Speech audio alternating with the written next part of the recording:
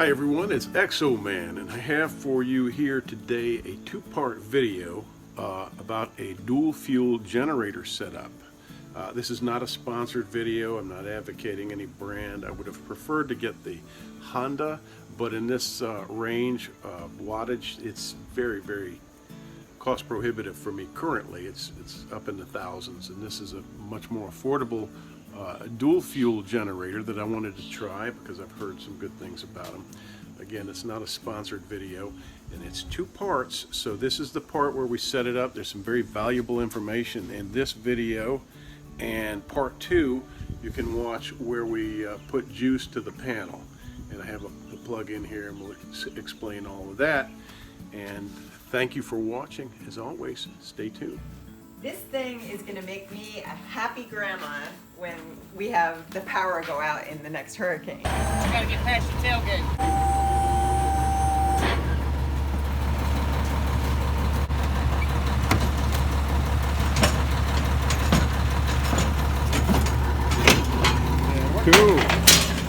Cool. All right, so my dual fuel generator has arrived.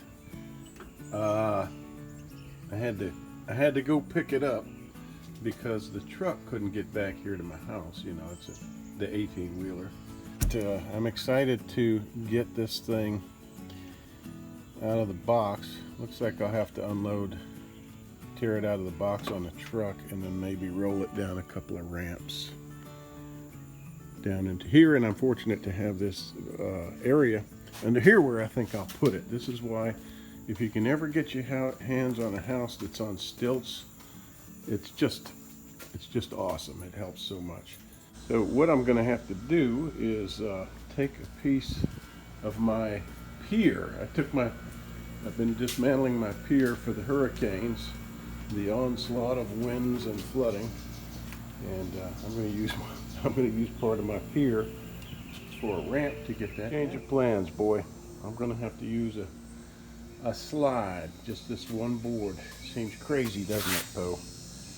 You think they'll criticize me? I think so, but let's give it a shot. This thing weighs more than I do, and it's kind of large, so it's impossible for me to bear hug and get it out of here just by hand. In my younger days, yes. Refrigerators, I could hoist them right up in a truck by myself, but not now.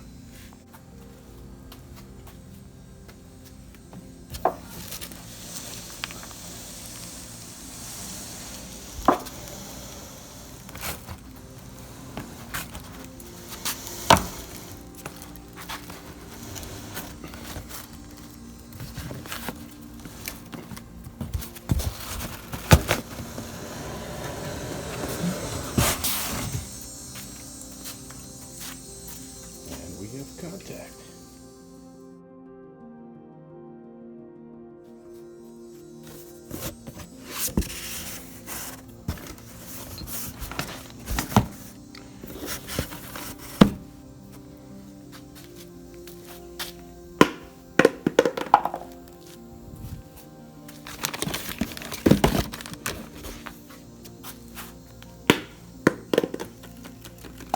I guess they're pretty solid. I like that I don't have to deal with inflated tires and the maintenance thereof. Okay, look at that. Gas line, funnel, the proper oil, 10W30, and the proper quantity, and all the parts for the wheels. Let's get the wheels on here. Reading the reviews, I read someone whining about oh, I had to put the tires on. It does not look very complicated. So let's see. Let me shove this under here first.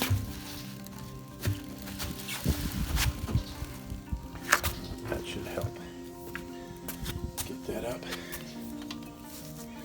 This looks like it goes on like so. And this looks like I don't even need instructions. That goes through there. Yeah, that makes sense. Let's see. boy, look at that. Man, that's complicated, huh? And difficult. Yeah, no, I don't think that's anything to whine about, to worry about. Nothing to worry about. And look, I read some reviews of other generators, and they said there's no place to put the battery in. So that's kind of cool. Battery. All right, now I have to figure out something else to prop this side up with and set that fire on. So it looks like today I'll be using this 90 millimeter World War II projectile, practice missile, with it intact with its copper ring of, I don't know, rifling ring or whatever. We'll just put that under there.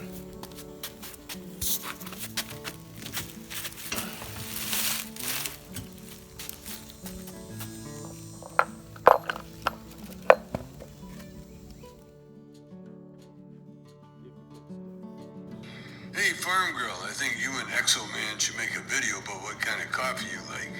Seriously, what kind of coffee do you guys drink to come up with those videos? Gonna need another cotter pins. Oh Lord, more parts. That's about the extent of it, I think, for the parts. And the instruction manual. Seriously though, that was unearthed at the beach by metal detector during one of the recent hurricanes. Look at this. I really like this. Very nice. And now I've used my brain and not my back, so my back is good. No, that's not good.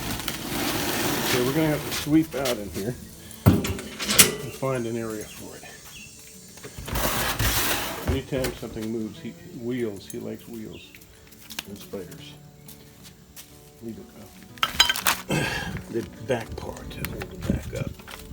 So we'll put that on so that it doesn't lean like that when I set it down.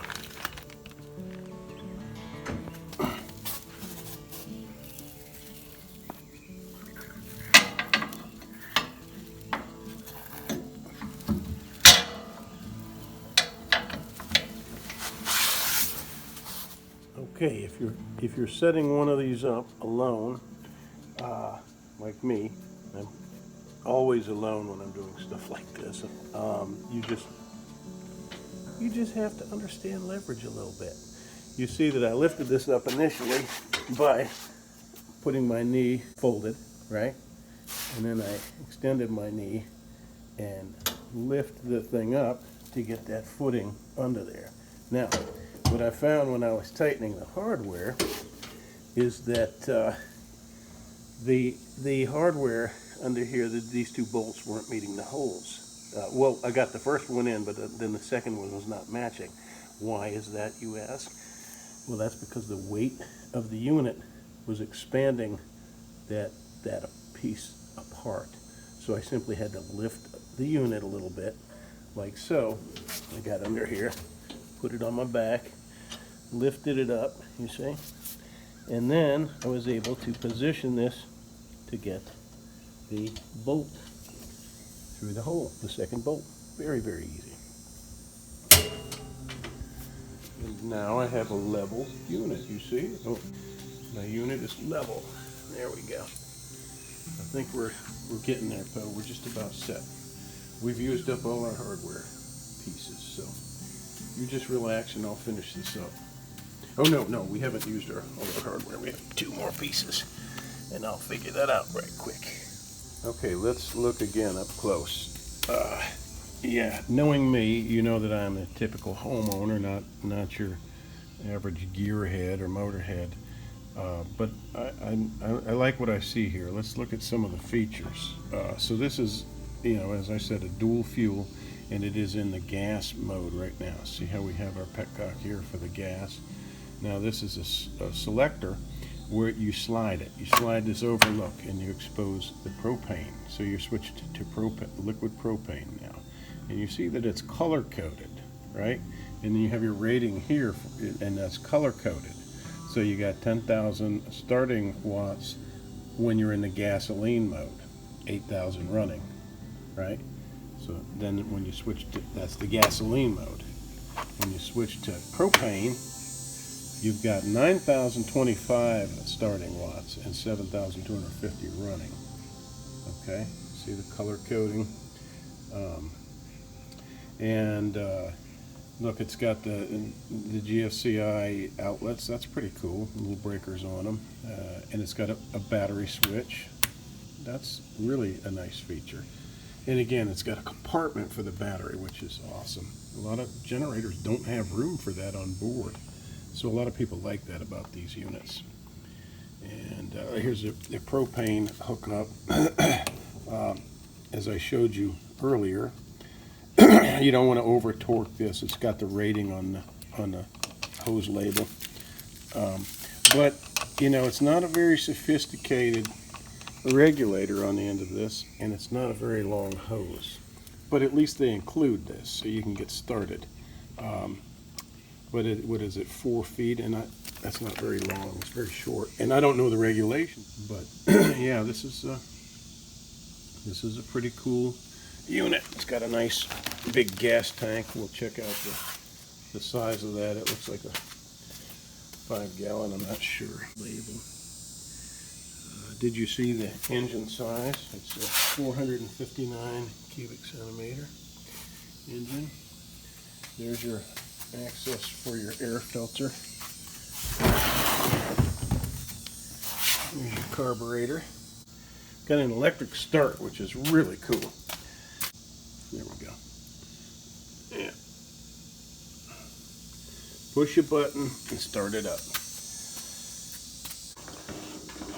5-foot minimum clearance. Alright, so you want to keep this 5 feet away from your walls and everything. Alright, so here, are the battery cables, you see? They just kind of tie wrap together here. And pay attention to the color coding. Everything is so perfectly laid out. And that's what these last two screws and nuts are for. So, very simple. We'll just attach these, pull these protectors off of the terminals. Alright, I'm here with my neighbor. I got my oil in it, as you would say. My oil. My oil is in there. So now I've switched. I'm drinking Banshee Moon coffee, by the way. Are you? Yes, Oh, I am. Thank you for supporting. Yes, I am. Banshee Moon. You like it? I just love it. Awesome. Awesome. Now, this is the original. I hadn't gotten the mild that you sure you got the other day yet. Oh, okay.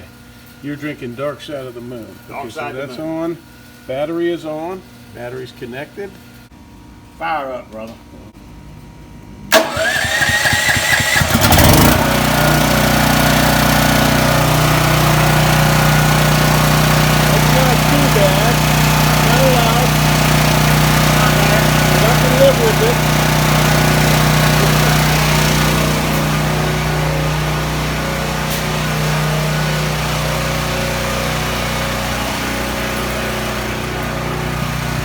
Come on up here, Dennis. Decibel meter, and we're running at 68, 67. That's at 59 when we're not talking. That's in the house. Oh, okay, listen. 59 inside. Not that.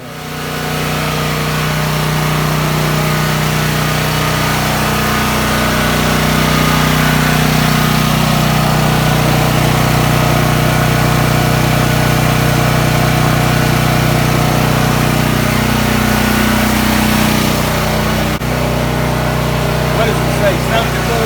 Running 76. So this is ours. That's fluid. And that's burnt. Fluid, burnt.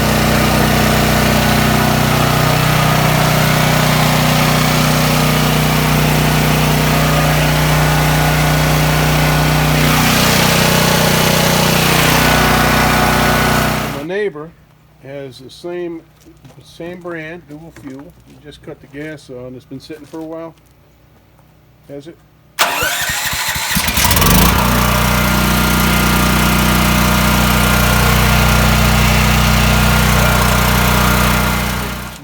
And we don't want to put gas in them, right? We don't want to run them on gas for now, right? Only if you have to. If you run out of propane. That'll just keep the lines from getting gummed up. I think that's a great idea, because if you need to do that down the road, do it. But if you don't need to do it, preserve the fuel system. Yeah. And mainly because here, when we lose power, we're gonna lose gasoline. Yeah.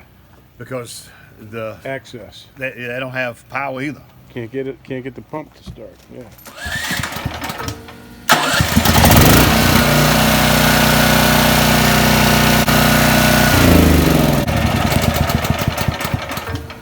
Let's try that again.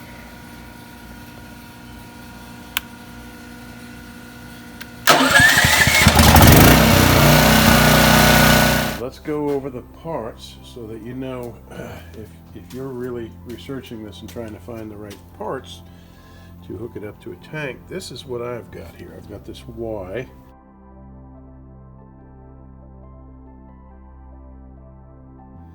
That my neighbor found online, and that connects right into my tank. See the connection there? And then got the Y here, and this is feeding. I'll show you that in a minute. This is the part that we got online. This long gas line. It's a nice long line.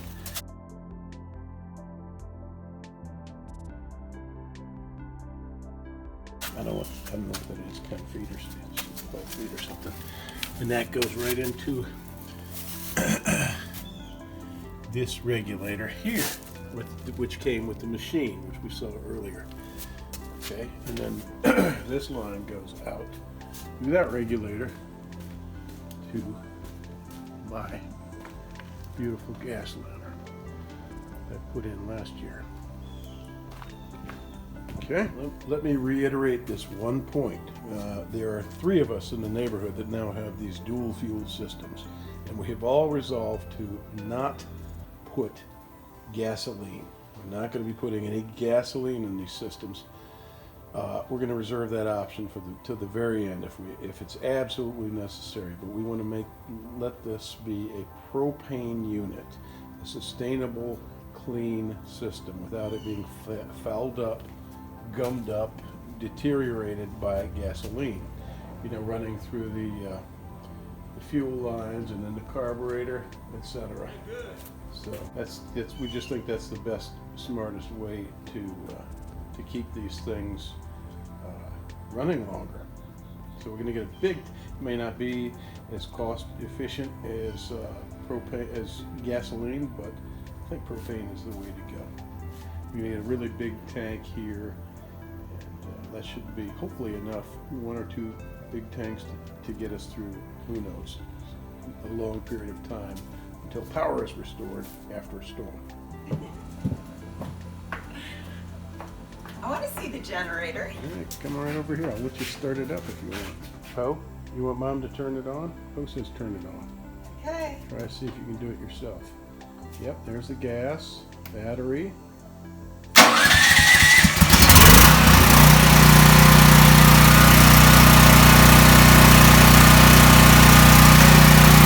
Kind of loud. Let's go upstairs. See how it sounds up there.